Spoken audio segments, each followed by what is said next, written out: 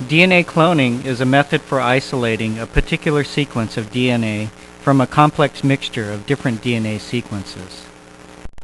In order to clone a fragment of DNA, we need to insert it into a vector, usually a highly modified phage or plasmid, that can replicate in a host cell.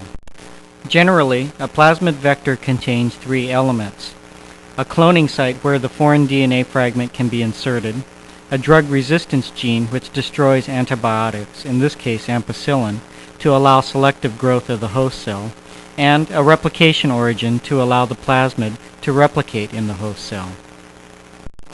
To insert foreign DNA, we must first use a restriction enzyme to cleave the vector at the cloning site.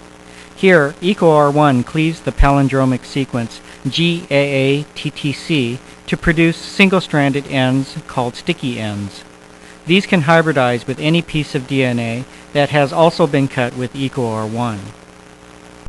Foreign DNA containing the sequence we wish to clone is digested with EcoR1 and then mixed with the cleaved vector.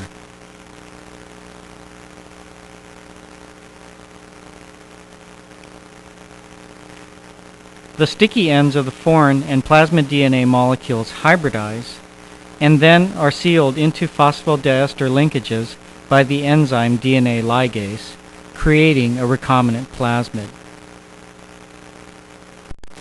Each of these recombinant plasmids contains the inserted DNA fragment, an ampicillin resistance gene, and a replication origin.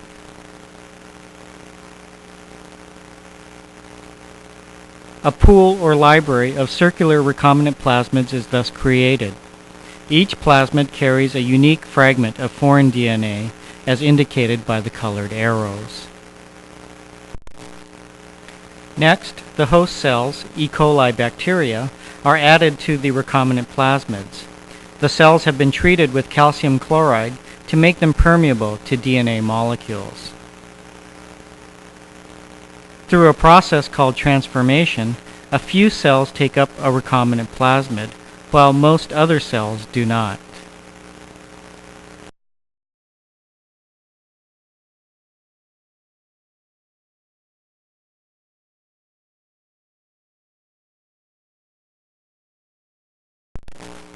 The bacterial cells are poured onto a plate of nutrient agar containing the antibiotic ampicillin.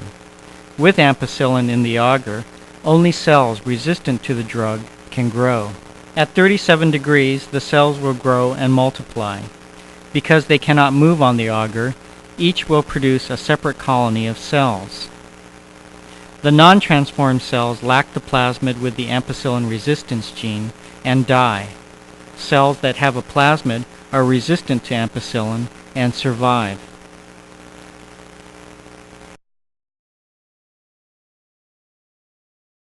The replication origin allows the plasmid to replicate by using the host cell's enzymes.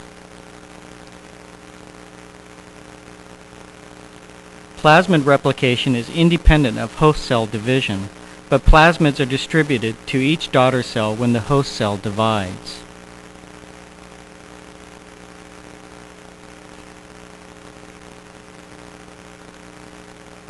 As the plasmids replicate and the host cells multiply, the number of copies of the recombinant plasmid is greatly amplified. The multiple daughter cells form a colony or clone. Because all the host cells in a colony are derived from a single cell, they all contain copies of the same recombinant plasmid with its fragment of foreign DNA. A variety of assay methods can now be used on the bacterial colonies to determine which contains the particular DNA sequence we wish to isolate.